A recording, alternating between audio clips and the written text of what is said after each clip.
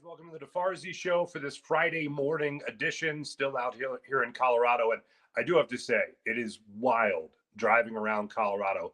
Just like the Rocky Mountains almost sneak up on you here. Like I look at it and I'm like, am I driving around a picture frame? Like what?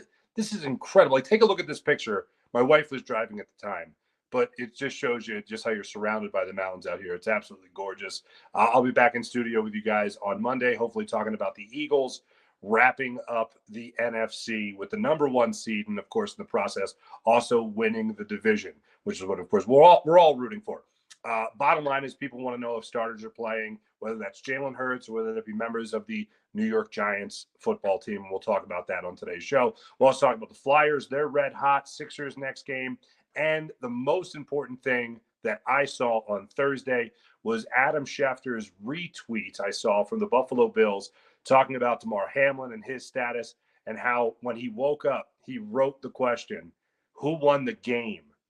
And the doctors told him, you did. You won the game of life. And then another update later in the day talking about, I want to make sure I get the phraseology right, neurologically speaking, Damar Hamlin was neurologically intact. So that is fantastic news. That's what the early signs are showing right now for the Bills' safety that I know we've all been pulling for since everything went down Monday night. As far as the Eagles go, I've been listening to a lot of people, been talking to a lot of people. All signs are pointing to Jalen Hurts playing in this game, as I think he should be playing in this game, even if he was 100% healthy, and even if there was no question about his health. If he had 2 weeks off because of the health, I still would want him playing in this game. Knock all the rust off, get the rhythm going again, and above all else, put yourself in the best possible position to lock up the number one spot in home field advantage and the first round bye in the playoffs. So Jalen Hurts, I think, plays on Sunday. And to wrap up that game, the Giants, as to who they're going to be playing in this game, was reading an article in the New York Post earlier yesterday from Pat Leonard that talked about Brian Daboll coming out and saying how he was going to be playing his starters, and then kind of backed off that as the week went on. Didn't really give out who was going to be starting, who was going to be playing in the game on Sunday. But from what the reporter, Pat Leonard, saw during practice, it definitely lends a lot of evidence to the idea that he's not going to be playing starters. And if he does, it'll be a couple of guys that might be getting rewarded with incentives. So I don't think we'll see Daniel Jones. I don't think we'll see Saquon Barkley. If we do, their time will be managed very cautiously. So I don't think they're going to be playing. I honestly don't think they're going to be playing in the game at all, but you might see a couple of guys out there worth noting. But bottom line is, I think Jalen Hurts plays the first half of this game. I think the Eagles control this game handily. I think they end up winning this game huge. And I think that you're still going to give an early rest to Jalen Hurts, even though I think he'll get the Eagles off to a great start in this game. I'd love to see, as I said yesterday, something like a 24-0 lead at halftime. I think you'll have something close to that. And when all is said and done, I think the Eagles end up winning this game by a score of 38-10. I think it's going to be not even a close game. There'll be one or two plays where we're shaking our heads, or maybe there'll be points scored in after the half when Jalen Hurts is out, and starters are also rested on the defensive end of things for the Eagles. But that's where I see it shaking out right there. 38-10, Eagles beat the Giants. That's my official prediction. Huge hat tip to the Philadelphia Flyers, who have won, I can't believe it, their fourth straight. 6 goals. They explode for 6 goals in the 6-2 win over the Arizona Phoenix Coyotes. Excuse me. Great game by them. Caught the highlights of that, the extended highlights on that. Some great goals, some great saves from Carter Hart in the victory. Sixers, they're going to be back at it against the Bulls tonight, 7 o'clock. Look forward to the Sixers winning, I believe, their 12th game at home in a row, which is obviously a nice thing to give the hometown crowds, no doubt. One last thing on the Eagles. I can't believe I forgot this. Jonathan Gannon, if you haven't seen him in his press conference, little bit of a smartass. You know what? I don't blame him for it. So Hassan Reddick is second in the NFL in sacks with 16.5, I believe it is. So he gets asked about the jump in Hassan Reddick's numbers and really everyone's jump, really across the board when it comes to the Eagles. Sack total setting a franchise record, which is pretty amazing when you talk about guys that have played on this team like Jerome Brown, most notably Reggie White. Pretty important names, pretty huge names, right? But they set a sack record this year, and Hassan Reddick's numbers have been great this year.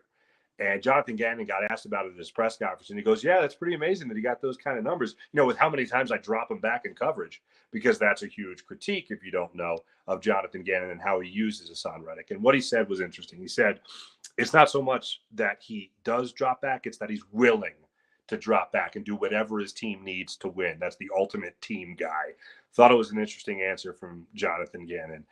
As far as Hassan Reddick goes. But a lot of guys, of course, are going to be going out there looking to pad some stats, hopefully against a team that won't be playing starters in the New York Giants. You guys know the reason I'm out here, to pay respects to my uncle-in-law, Jerry Schultz, who you guys might remember a little over a year ago, not this past summer, but the summer before, was kind enough to participate in a very special Farzy in the field for the show.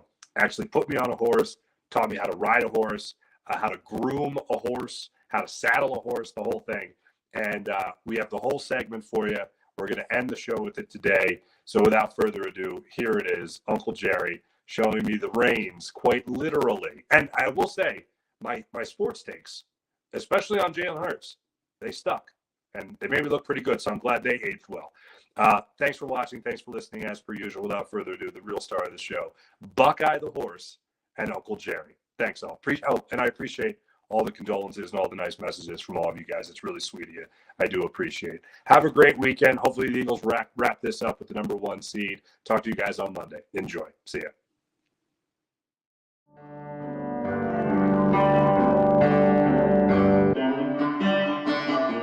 Welcome to the Buckeye Corral in Colorado, located about an hour north of Denver.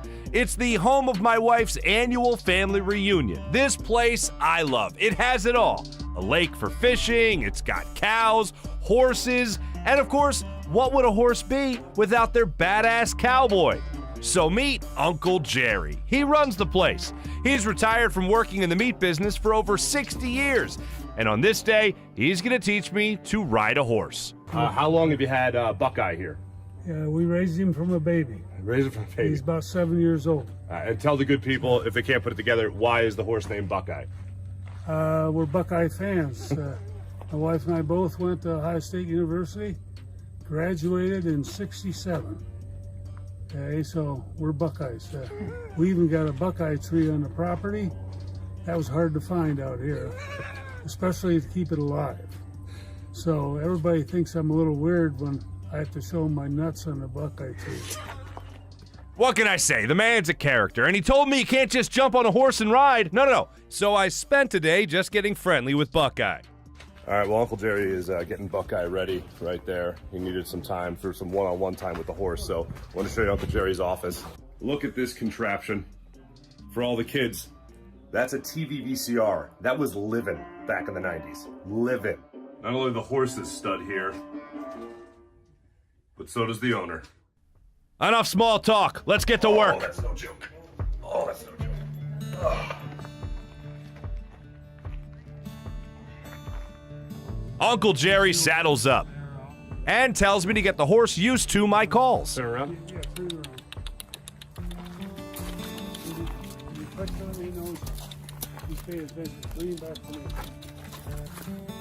Lean back to me. How was that handling of Buckeye right out of the gate? You had full control. Then he shows me a thing or two on Buckeye. And then it's my turn. Come on. Okay. Things didn't start well.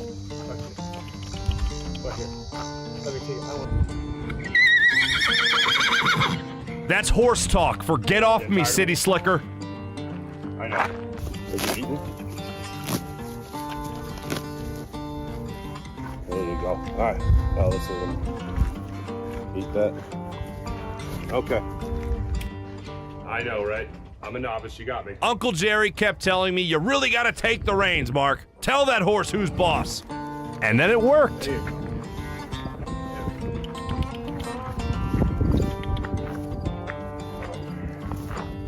Good Buckeye.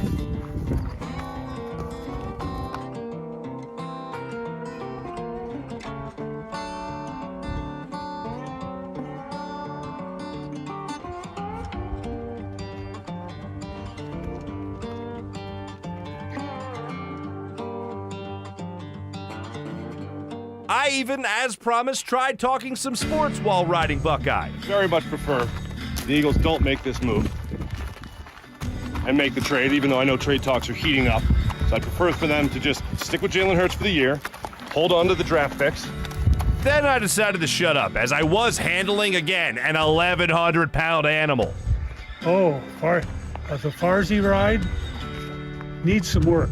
It really needs some work. And I don't think it's the horse. My thanks to Buckeye for allowing me an experience I'll never forget and not flinging me into the atmosphere when he got sick of my crap, even though I know he really wanted to. And I wouldn't have blamed him. Thanks, Uncle Jerry.